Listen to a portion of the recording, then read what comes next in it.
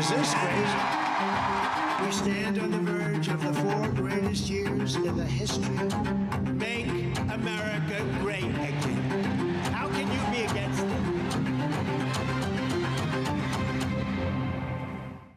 Hello and welcome to Sidebar from the Washington Post. I'm Libby Casey, along with Rhonda Colvin, senior political correspondent, and James Hohmann, columnist and editorial writer. Well, it's a somber Friday here in Washington as authorities continue the recovery efforts after a crash between a commercial airliner and a U.S. Army helicopter left 67 people dead.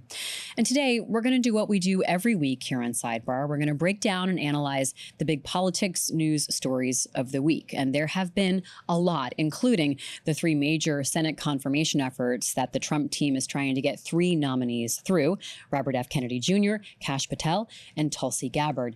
But we're going to start today with the news that rocked Washington on Wednesday night after that fatal collision over the Potomac River. It's just about 3 miles from the Washington Post newsroom where we are this afternoon. And I think something that's become apparent, or we've been reminded of, is that D.C. really can be one big small town, because there have been so many tentacles of the ways that the lives lost have connected with people in this newsroom as well as all over this city. We'll talk about briefly what happened, but then we'll talk about the politics, because Donald Trump did choose to politicize it as he briefed the press on Thursday. James, let's just start before we get into Trump's response to the crash with what we know right now.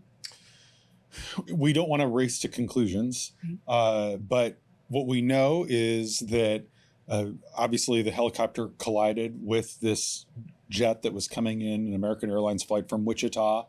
We know the air traffic control tower was understaffed, that there were essentially 2 people doing 4 people's jobs. Normally there would be an air traffic controller who talks to helicopters and another who talks to airplanes. There was 1 person doing that.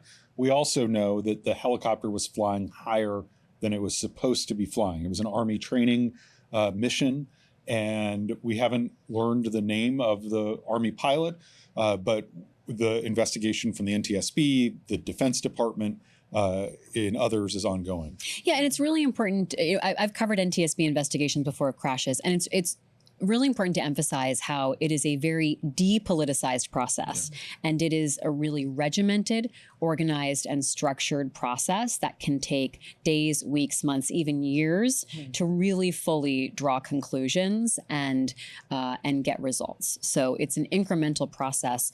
But things really changed because Donald Trump came to the briefing room on Thursday, Rhonda, and seemed to attempt to give information. He started out by doing what presidents often do, which is offer condolences, have a moment of silence, and try to play that role of consoler in chief. But he quickly pivoted to the politics. Yeah, he quickly pivoted to the politics right after having a moment of silence. And during the time where investigators were still pulling the bodies out, they were still trying to figure out what happened, who they needed to inform, and he was on. And families hadn't even confirmed yet that their loved ones were dead. Exactly. And at that exact same time, he was at the podium in the briefing room where he started to blame the Obama administration, the Biden administration. Also, this is what's making headlines, is his comments about DEI being the reason why there were failures. So, of course, those are claims that have no substance that anyone can seem to find right now. But it is something that he came out of the gate with. And just by hearing people's response to that, Republican and Democrat, it's really been taking a lot of people by shock that he would start off. These were his first public comments, remember. We hadn't heard from him since before the crash.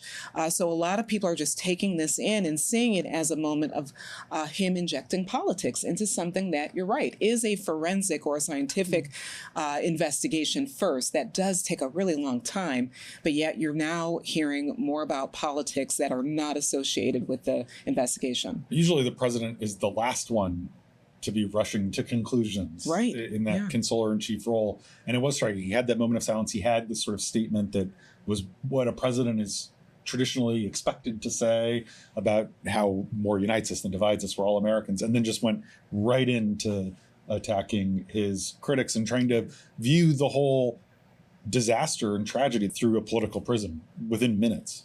Let's listen to some of what Donald Trump had to say.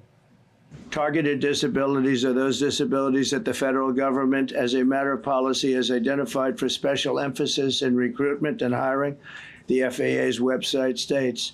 They include hearing, vision, missing extremities, partial paralysis, complete paralysis, epilepsy, severe intellectual disability, psychiatric disability, and dwarfism all qualify for the position of a controller of airplanes pouring into our country, pouring into a little spot, a little dot on the map, a little runway. It's Donald Trump talking about the tragic collision of the helicopter and the jet and blaming DEI. But I think it's important to decode what does DEI mean? It means humans, right? And so he's talking about people and implying that they've hired like schizophrenics and emotionally and intellectually disabled people for jobs, and it's therefore the fault of them that this happened. And there's no evidence that that's the case. Indeed, there are major shortages of air traffic controllers. There have been for some time. There was a big FAA reauthorization bill that passed last year, which actually increased the number of aircraft slots, flights into and out of DCA, including this Wichita flight. It's already very crowded airspace. But the program that Trump is actually referring to, according to our colleague, the fact checker, Glenn Kessler, was created during the first Trump administration in 2019 by his transportation department, in part to recruit sufficient air traffic controllers because there is such a shortage. And that's one of the reasons why they were short-staffed, is there just aren't enough people doing this really, really high-pressure job that, in the grand scheme of things, doesn't pay very well. Considering just how much pressure you're under all the time. Trump is also suggesting that people who are shorter of stature, who have conditions like epilepsy or who are amputees, are underqualified, like subqualified. That is very dangerous, because then we get into sort of talking about who is better, purer, looks better, feels better, is better. It's a very dangerous and slippery slope when you start to categorize humans and their value by some of these metrics, Rhonda.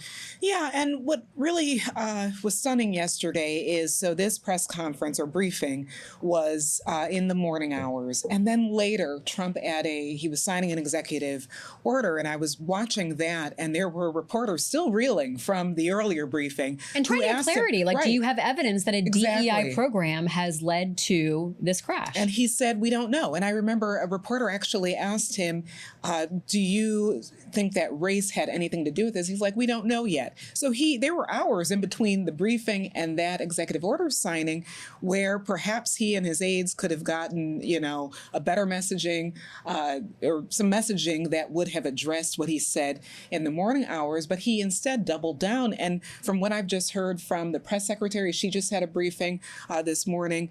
The administration appears to be doubling down on this talk. And what happens now is this politicizes something that would be obviously an investigation at the scene, but also Congress would likely have hearings or bring in people into the Senate Commerce Committee, for example, where they'll try to figure out what went wrong, what they can do next. But because this is becoming political, I do think it was noticeable yesterday that we didn't hear a lot of Republicans, congressional Republicans, come out of the gate talking about what Trump said. I think they want to stay away from it. But by staying away from it, that also muddies the waters when there is an investigation, because now they appear to have to take sides on what the president is saying and what the truth is. Yeah, and they run the risk of ticking him off if they try to have some nuance or contradict him or have some fact checking. I want to point out one thing about his statement. He went into this language pattern that he did during his rallies. They're pouring over our borders. We're letting them in, right? It was sort of where's he going with this? But it's because when he talks at the rallies, he would always talk about people who were coming across the border as though they were not seeking asylum from harm, but as though they had escaped like an insane asylum, like they were mentally ill, James. And he flipped into that again, right? They're pouring into this little tiny area. He almost is talking like he's like a cable TV host or a pundit. I mean, that was what was striking, is even his Truth Social posts before the briefing, he sort of is like narrating as like a, your uncle, your crazy uncle, or, some uninformed commentator on television sort of guessing what's happening, speculating. At one point, someone during the first briefing said, well, how do you know that? And he said, well, it's common sense. It's common sense. And And it's weird because he did do this during the first term, and there are a lot of people who are shocked, and it is sort of like, why are you shocked? Trump did a lot of the same kind of thing during COVID, where he would have these briefings and say things where you might forget he was the sitting president overseeing the agency being investigated. Mm-hmm. Well, this is the first test of the administration in this the eyes of the country looking at the president. Every president is tested when there are national tragedies. This is one, and so we're all watching to see how he reacted, and this is it. I also, you brought up race, Rhonda, and it's important because as Trump talked about the DEI issue, he also said that during like the Biden and Obama administrations, they were trying to get less of a white workforce and to get more people of color in jobs. But then he said, we want the people that are competent. And it was a dog whistle because it had this implication that there are competent people and there are people of color. Mm-hmm. And there's a division there. And that's dangerous coming from the president of the United States. So. It's especially striking because he won with a multiracial coalition. Which he pointed out, which he bragged about during the press conference and talked about how he had a lot of support from African Americans and Hispanics. And it's been such a change, even with just like the Washington Post star Carol Leonnig got a photo at the FBI training headquarters at Quantico where someone with gray paint was painting over this wall, and it was all these words like diversity, inclusion, and they were trying to comply with this executive order. And so they were just painting drab gray over this wall. And it is a contrast to the end of the first term. Trump signed the law making Juneteenth a federal holiday. Mm-hmm. And now we're back at this sort of like, I would say some of Trump's comments aren't just dog whistles, but whistles. Mm-hmm. And they're consistent, too. That's the other thing. Sometimes there's this cycle with Trump and his allies where he says something and then they either dial back or say they didn't really say it that way. He's been consistent on this. And if you want to also look at another example, last Friday he was in North Carolina and California because of devastation that both those places have experiencing. When he was talking about California, he talked about the wildfires and then said, we want to help them, but they also need to pass legislation about voting. And that, when you're attending to a place that where people have lost homes, they're terrified. Really, they need somebody to come in and comfort them and offer some help. But he again attached something political to helping people, and we've now seen it twice within 7 days. Yeah, that's a great point. That also is like national tragedy level, something that a president has to face. It was just sort of overlapping the two presidencies. You have enlightened me about something that's interesting, that this administration has less of the Walker backers, right? Because Caroline Leavitt is just doubling down more on what Trump has said. Mm-hmm. And so there was a team of people who would walk back his comments or try to recouch it or reframe it during the first term. But there is not that role being played so far in this term. Just to bring us back to sort of the what matters of this moment, there were, among those lost, there were children, there were figure skaters who were known in our community here of the Washington, D.C. area, their parents, there were lawyers, there were coaches. There was a woman whose family says she was coming to eventually work at Howard Law School. Incredibly tragic losses, James. It's important to remember the humanity here, and the politics are important, and it's become politicized. But one of the reasons we need the NTSB to do the investigation, which could take years, is you don't want stuff like this happening. And there are a lot of valid questions, even if it was a freak accident. To have 67 people die is unacceptable. Yeah. When we come back, we'll talk about how 3 of Donald Trump's most controversial cabinet picks are faring as they face the senators on Capitol Hill this week. Stay with us.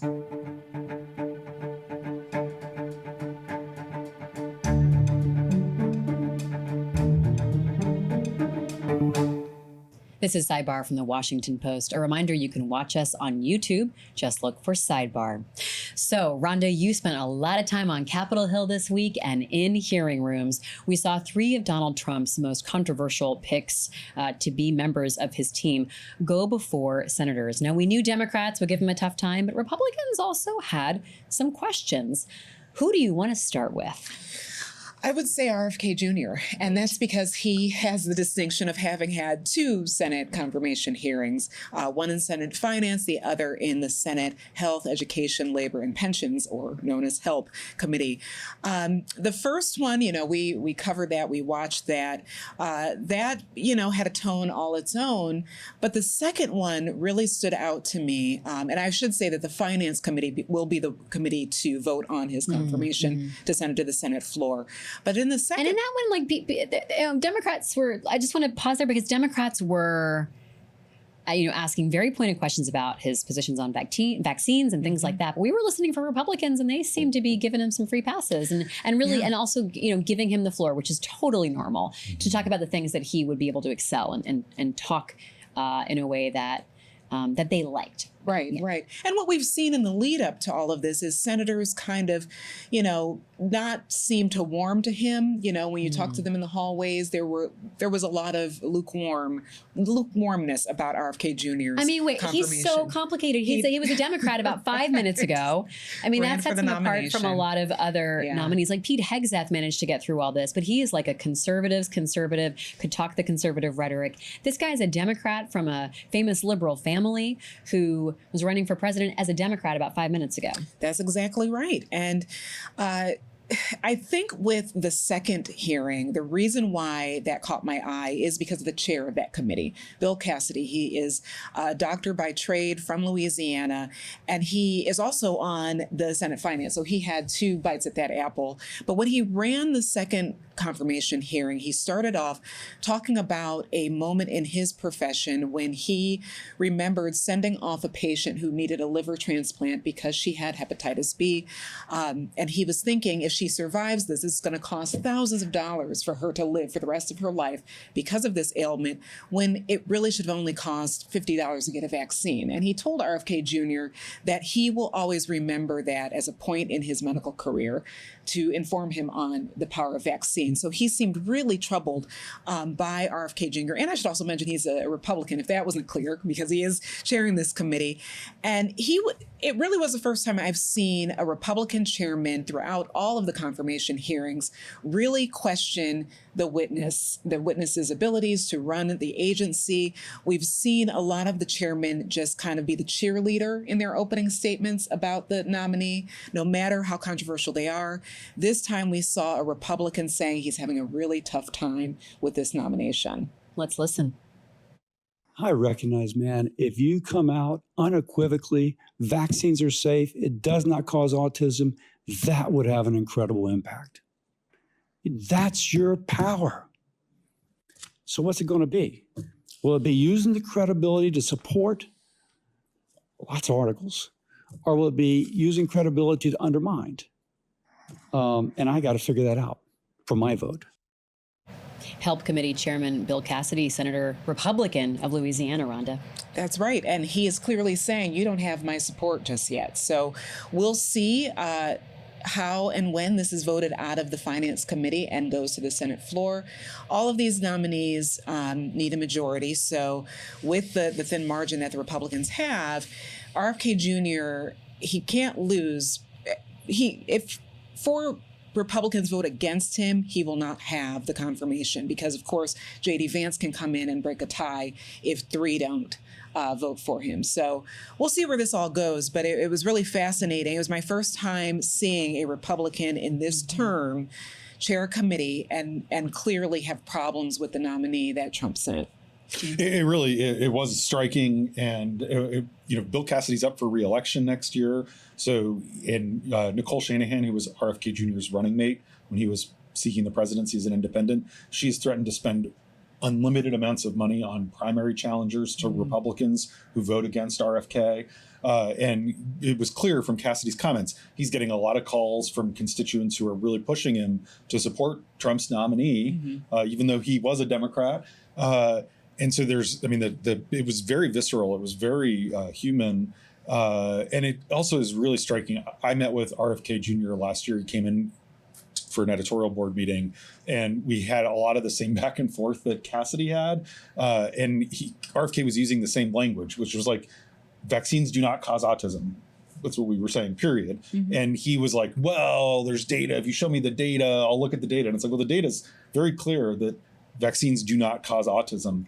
And Cassidy, basically all he wanted was for RFK to just say that. And the fact that he wouldn't even be like, yeah, that is what most people think, or like whatever, the fact that he wouldn't give on that really does have to give pause to these senators who are just kind of like looking for an excuse to be able to vote for him. Yeah, you pointed out, James, that this is one of these like challenging loyalty tests for Republicans who have to decide between getting in line with Donald Trump or plumbing this a little deeper. Let's talk about how RFK Jr. dealt with the fact that he was trying to tell the committee, even though he didn't go far on that particular angle of vaccines and autism, he was trying to tell the committee and convince them of things that are completely against what he has said for years on the record and what he said even just a few months ago on his podcast and stuff on his website. Yeah, and the Washington Post has done really good reporting this week, reviewing 400 plus podcast appearances since 2020 and all the things he said about vaccines, not just the autism thing.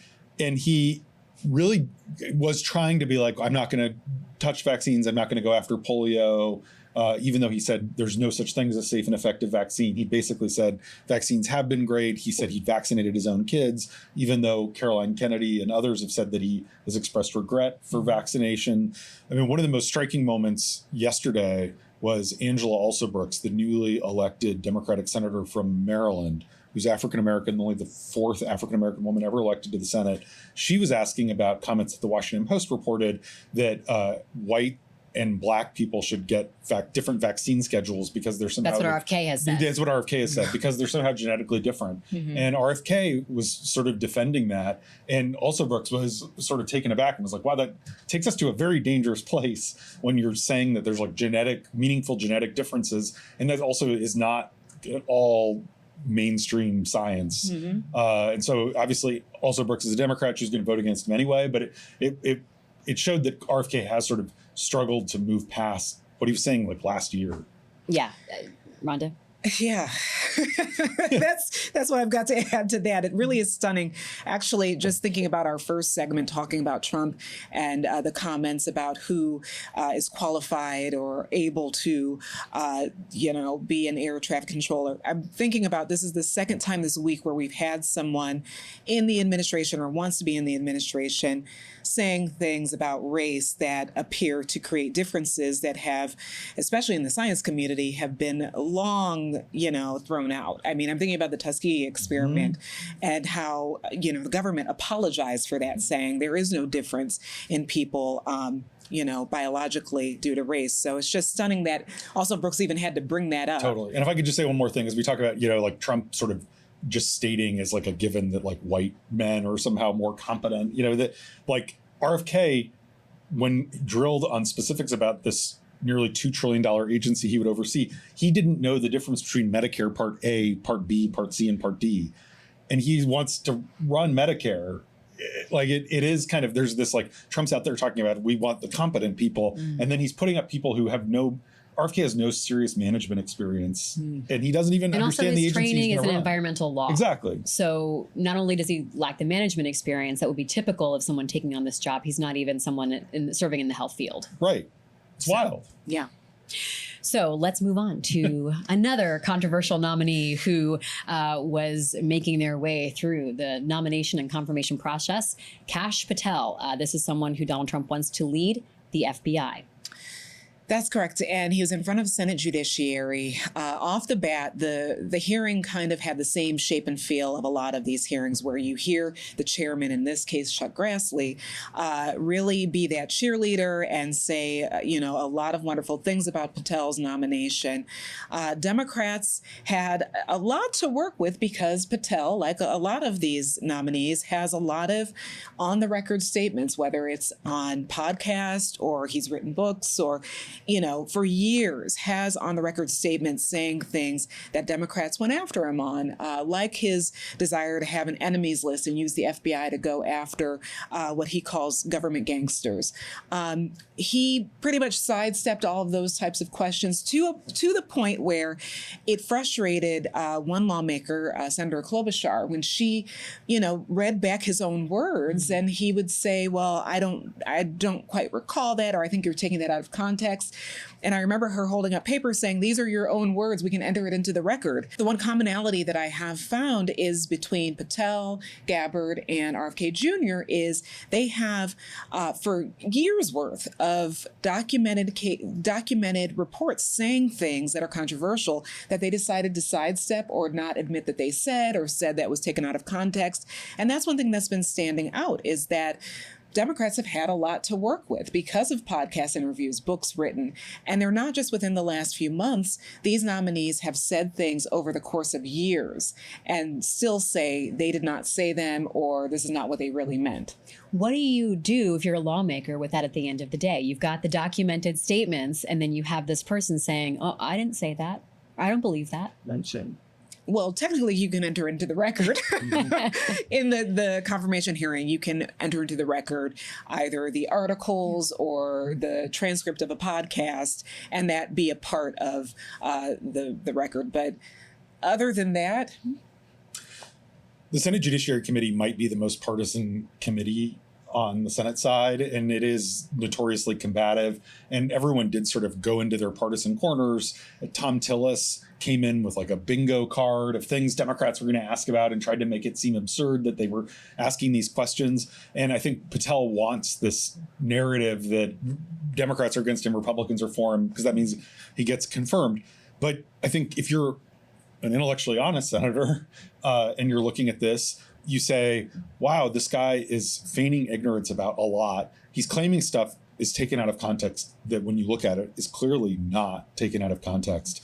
There were other times yesterday where he claimed, Dick Durbin asked him about someone and he said, I have never heard of him. And Durbin responded and said, you've been on his podcast 8 times. There was another moment where Cory Booker was asking him about, because Kash Patel famously claimed that he had seen Donald Trump declassify all of the classified documents that he had related to the Mar-a-Lago case. And so he was called before a grand jury to testify under oath about that. He took the 5th, and then he had to get some immunity. Cory Booker asked him about his grand jury testimony. He says, under the law, I'm not allowed to comment on that, which isn't true. He's totally allowed to comment on it as a witness. And there were other things like the January 6th prison choir, where he was like, I had no idea who members of the choir were and that they had been convicted of assaulting police officers. And it was he was the producer of the track. He was promoting and selling the track. And so there were all these things where just if you're watching it objectively, which we do in the press, he's just being dishonest. I mean, he's dissembling, he's feigning ignorance about stuff he clearly knows about. Or he's being combative. And I want to play one exchange. You talked about Senator Klobuchar, Rhonda. Let's play that because this is interesting on multiple levels. But one part of this is the reporting that she's citing came from our colleague J.M. Rieger right here at the Washington Post. Let's watch. When I asked you about the Capitol Police officers who testified in the January 6 hearings and you accused them of lying, you said, and I quote, I don't think that's accurate. I actually have the transcript here, which was reported by the Washington Post. And that was in March of 2024 on Joe Pack's podcast. He asked you, the Capitol Police in that fake January 6th committee, they didn't tell the truth, did they? Patel, no, not just them, many others. And lying under oath is a federal offense and they should be investigated for it. Do you believe that about the police officers? That's a general statement and a mischaracterization of what I said. I encourage you to read the rest of the interview. This is why snippets of information are often misleading and detrimental to this committee's advice and consent process. If you consent, I would love to have 5 hours of questions and then I could read the whole transcript. You've got 2 minutes. Wow. So J.M. Rieger did listen to and watch hours and hours of Kash Patel's appearances on podcasts that are streaming on YouTube and things like that. That's why we say watched a podcast. He consumed all of that and produced a story about it, and it's not taken out of context. So that's not true. This is a fascinating moment, though, because Senator Klobuchar is talking about, I just want to dig into what this means, whether Capitol Police officers should be prosecuted for allegedly lying under oath because they somehow concocted or made up the stories about the January 6th attack, which you witnessed with your own eyes, Rhonda, and James and I witnessed right here in the studio. So, that's why she's bringing it up, because it is such a sort of shocking level to go to try to rewrite the history of what happened on January 6th. Yeah, that's right. And he apparently has been very vocal about January 6th. And and there was one exchange that you did allude to where it was with Adam Schiff, who was saying, you made money off of the January 6th prison song. Turn around and look at the officers who are protecting you in this meeting today. Look at them and tell them that you're okay with how their colleagues were hurt on that day. And he told Schiff, no, I'm going to look at you. So he would not acknowledge the officers in the room. But, again, it goes back to that point that there is documentation with these nominees. It is not something that the Senate aides have had to unearth. It's really not hard to find a lot of these controversial comments. However, yet they act as if it's the first time they've heard it. So, it is a concerning moment when you do have nominees clearly having said something, but yet telling the committee as well as America that that's not true. In the past, you'd have these like gotcha moments where it might be like an organization that you belong to, a board that you sat on, took this position and did this thing. Like, and this isn't that. These words came out of your mouth. Yeah, and there's video. Anyone can listen to it. Right. Yeah. Let's talk about Tulsi Gabbard and how she's faring in this confirmation process. Well, again, it was a confirmation where Republicans were clearly behind her. Even though she also was recently a Democrat. Right? Very good point. Ran for president at one point, was a Democratic congresswoman. Republicans, Tom Cotton led this committee. It's the Intelligence Committee. He felt that this was a shoo-in. He spoke very highly of her. They had Richard Burr, who formerly was the Republican chair of the Intelligence Committee. He gave the statement to her character as well. Democrats mostly paid attention to, and this wasn't surprising, but they did pay attention to some of the comments she made about Edward Snowden, and Republicans also brought that up. Susan Collins, that was her first question out of the gate. And Susan Collins is someone that I was watching in that intelligence hearing because she hasn't appeared as if she is a yes vote yet for Gabbard. But it went along the same lines as a lot of these confirmation hearings where it appears that there is some trouble with her nomination, but it's unclear where that trouble is right now. I will point out that Senate Intelligence has a different system. When they are hearing a confirmation hearing, they have a public hearing and then they go in private and senators can talk to the nominee behind closed doors. So that happened. They also vote on a nomination behind closed doors and will release the tally and will allow members to say, if they want to tell a reporter they voted this way or that, they can, but they usually don't publish the who voted in what way. So there has been a push for Tom Cotton to change the rules of the hearing or change the rules of the Intelligence Committee and instead have a public vote on Gabbard so that Republicans will be on record saying how they voted, which of course would put pressure on them to vote for her if they have concerns. So that is one of the areas of drama that we're looking at that would require him to change the rules. I'm not sure yet, as of today in this hour, if that will change and what will happen. But that is a difference in this nomination than the others. She has been very apologetic, even pro at times Vladimir Putin, Syrian leader Assad, now no longer the leader. Did she do anything to calm senators' nerves that she believes American intelligence over the intelligence of someone like Vladimir Putin? She really seized on Donald Trump was wronged. Her opening statement was actually as combative as Kash Patel's. And she said, they say I'm Assad's puppet, Putin's puppet, Modi's puppet, Trump's puppet, but I'm nobody's puppet and I'm not their puppet. And that's why they're against me because I'm not their puppet. And it was reminiscent of the 2016 debate between Hillary Clinton and Donald Trump, where she said Trump was a Russian puppet. And he said, I'm not the puppet, you're the puppet. It was this kind of, and so I think that there is a hope no, vote yes mentality among a lot of Republicans. I really do think, to Rhonda's point, if there was a secret ballot for all three of the nominations we're talking about, all three of them would go down. Top Senate Republicans that I've talked to on background say that they're uncomfortable with this. And indeed, I've spoken to a Republican senator who's out there very kind of publicly being supportive of Gabbard, who privately thinks that she's a terrible pick.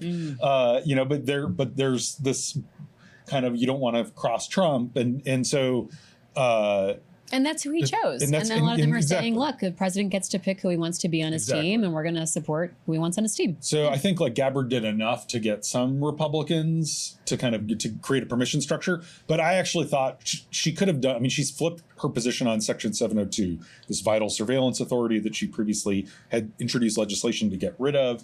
Now she says it's vital and she's not going to mess with it. She would not shift too much. She shifted a little bit, but not enough for some Republicans on Edward Snowden.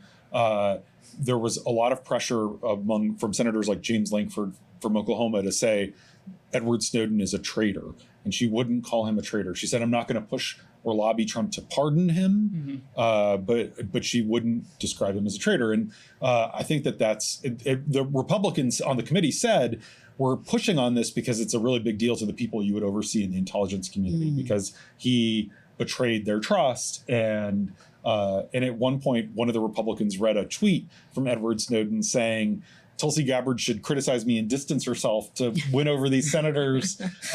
And then he said, this might be the only time I agree with Edward Snowden. You should distance yourself from him. It was a funny moment. So in terms of these three controversial nominees, are any of them in jeopardy of not getting confirmed, James? I think Gabbard is in trouble. I think RFK is in trouble. I think Patel will be fine out of committee, but maybe on the floor will lose a couple Republican votes. But Patel is most likely to get confirmed. Gabbard's least likely to get confirmed of the three.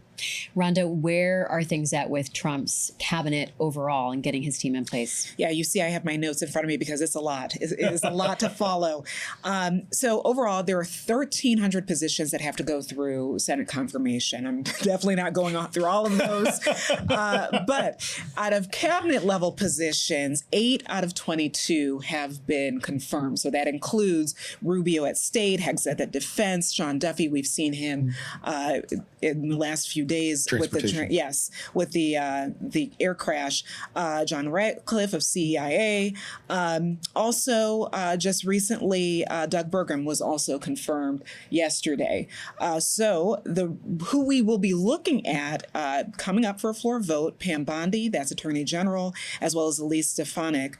They both were passed out of committee within the last 2 days. There are a few notable hearings that have not yet been scheduled for a variety of reasons. I believe it is Labor Secretary Linda Chavez de Ramir.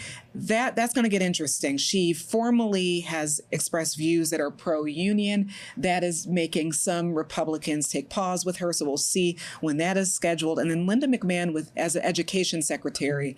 The latest I could find is that there is a paperwork issue going on that is stopping or delaying rather her confirmation hearing to be scheduled. But 8 out of 22 cabinet level positions have been filled.